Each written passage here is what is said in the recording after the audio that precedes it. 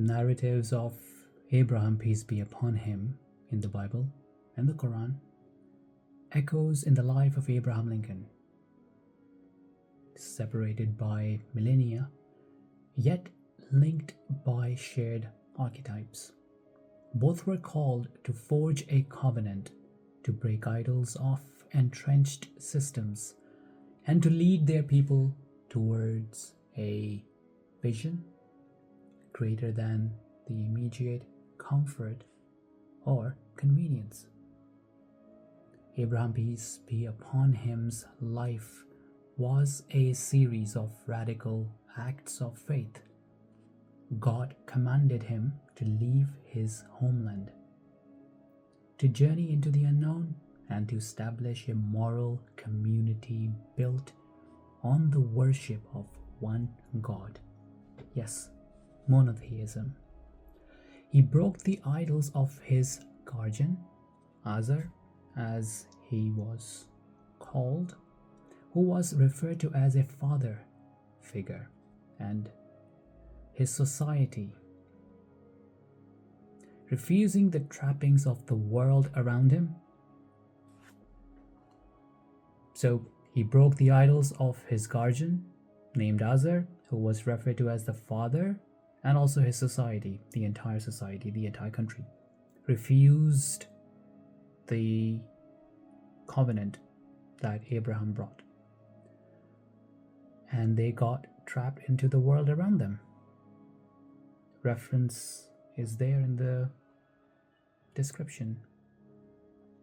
So the key elements of Abraham, peace be upon him's covenantal leadership. Number one, the radical departure or leaving Ur. This is the city where he was residing in. So the region where Babylon was, it's modern day Iraq, around that region. He left Ur for Canaan without any guaranteed security. He broke the idols. He rejected material and social idols both, because Nimrod was a tyrant leader, could have given him a lot of resources had he stopped talking about monotheism. All because Abraham's legacy is all about the morality, the ethics, and all of that stems from one divine faith, which is monotheism, hence the Abrahamic faith, as the caption is given to his philosophy. It wasn't some form of Greek, Persian, or African, or American, or Mesoamerican, or even Chinese philosophy.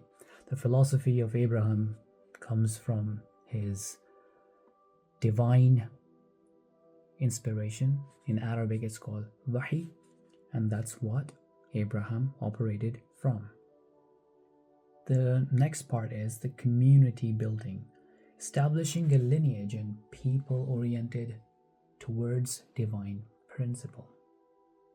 So it was all about the community. It was all about how to build a community that's built upon the human rights, the ethics, abolish the slavery, work towards building a cohesive community so that every single human being and animals can get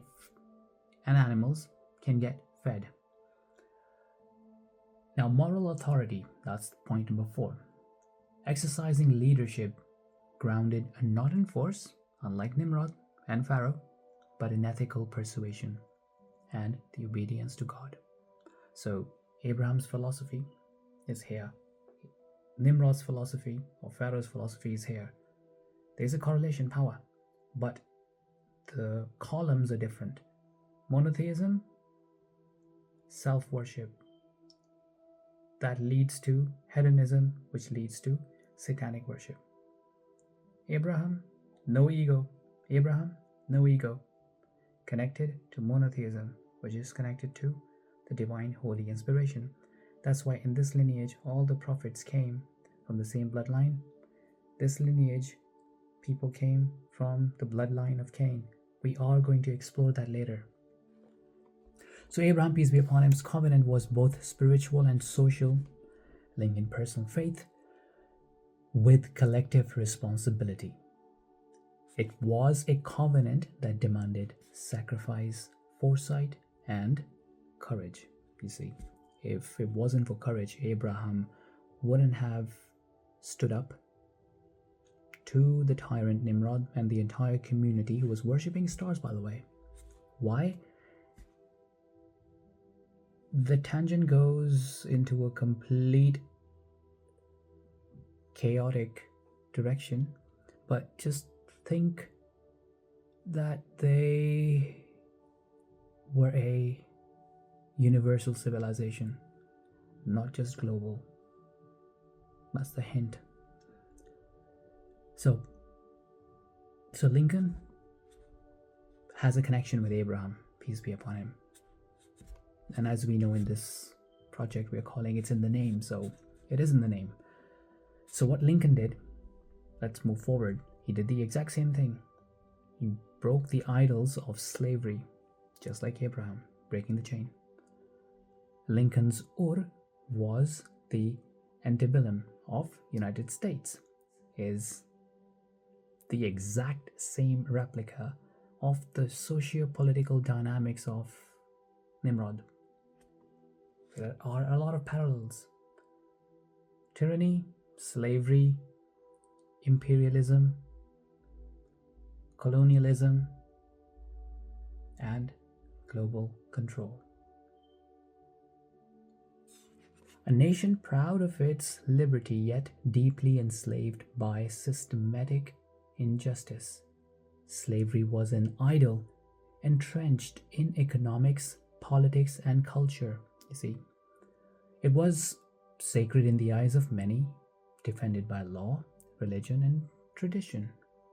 So, pillaging, harming people, enslaving people, using them for your own advantage, and sometimes, as we have explored in this chapter, slavery. Sometimes, as we have explored in this project, slaves were not getting paid enough, and those who were getting paid, in a lot of instances, in a lot of cases, the slave masters will take the money away. So literally they were working for free, the abuse. Now, it was sacred in the eyes of many, defended by law, religion, and tradition, as we spoke about the biblical verse that is in the description. How can you justify slavery using biblical narrative for your own gain? That just boggles my mind. I'm sure it boggles yours as well. So Lincoln's covenantal act was to break this idol, not through immediate revolt, no, but through moral, legal, and strategic actions. And he was a smart man. The moral persuasion, so he framed slavery as a philosophy that is incompatible with the principle of the Declaration of Independence, and that's how the United States was created, the Declaration of Independence. And the strategic timing, which was the second step, but using the Civil War as both a test and a lever, culminating in the Emancipation Proclamation. That's one of the hallmarks of Abraham Lincoln's legacy. It happened in 1963. Legal covenant, that's another big one, pushing the 13th Amendment, another hallmark of his legacy. 1865, as a permanent end to slavery. Yes, it was abolished, binding future generation to freedom. So one man stood up, of course, with the help of plenty of unsung heroes, but it was him, the courage, the resilience, the intellect, the wisdom, and the faith. Again, everything is down to the faith. It's in the name that he pushed forward to achieve this milestone. And like Abraham, peace be upon him, Lincoln's leadership demanded sacrifice, vision, and moral courage. He did not shy away from conflict, courage, you see. He did not seek popularity at the expense of principles. A man fully grounded in his foundations. Both leaders understood. If you compare Abraham to Abraham Lincoln, peace be upon Abraham. And we also cherish Abraham Lincoln for what he did for humanity. So peace and blessings be upon him as well. Both leaders understood that covenants are binding not merely in law or ritual, but in the moral imagination of a people. Humanity is about one massive tribe and a global community, like global village nowadays. You're talking to people on your phone. We are talking to each other right now, communicating with each other. Although it's pre-recorded, but the communication is still there. My voice is going to yours, and when you're going to type the comments, you are going to be able to communicate through a medium. Doesn't matter where you are sitting. So it's a global village as compared to what it was a few thousand years ago. Although there is a side note, previous civilizations at one point, they all achieved level 2 civilizational significance and status according to the Kardashev scale. It's just we don't know 100% yet when they did. They did, but when they did. The question is when. So yeah, that's another side note. Okay, let's move on. So Lincoln's covenant in action. His covenantal leadership can be seen in key moments. Gettysburg Address, 1863, where he redefined the war as a test of the nation's commitment to liberty.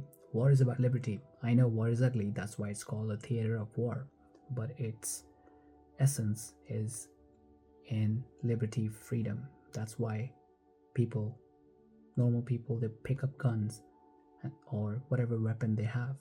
If you are going back a few hundred years before the advent of the gunpowder, you are fighting with literally metal swords.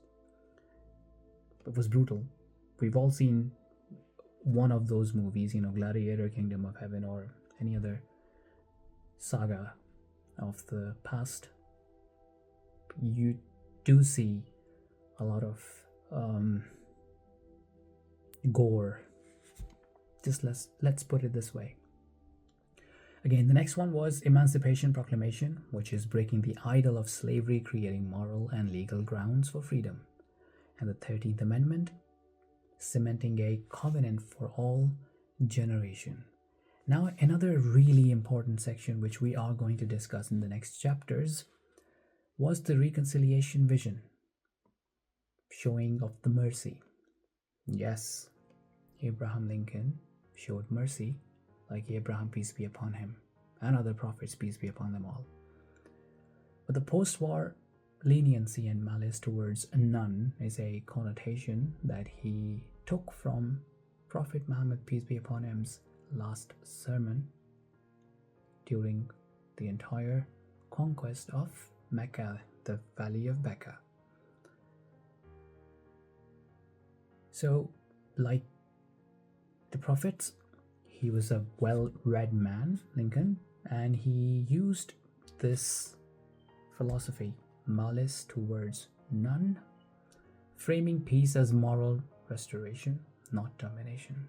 He could have done what Genghis Khan did, but he didn't. So we have to commend him for that, and we have to send peace and blessings upon him for at least taking this moral stance of putting humanity first, human rights. So these acts, like Abraham, peace be upon him's journey, required faith, patience and courage, and established Lincoln not merely as a political leader, but as a covenantal figure in the American history. The dogmas of the quiet past are inadequate to the stormy present. The occasion is piled high with difficulty, and we must rise with the occasion. Abraham Lincoln annual message to Congress, 1861. These words are so powerful, you can draw an entire philosophy from this one man. Although he was a president, but he was more like a philosopher in that sense. Lincoln's language resonates like Abraham, peace be upon him's moral and spiritual courage, summoning a people to a covenant beyond immediate self-interest. The archetype of covenant building. Abraham, peace be upon him, and Lincoln share a leadership archetype, the covenant builder. A figure who confronts entrenched idols, leads a community into the unknown, and establishes a moral framework that endures beyond his lifetime. In both cases, leadership is not measured by short-term victories, but by lasting transformation in hearts, minds, and social structures. Abraham, peace be upon him, led a spiritual lineage.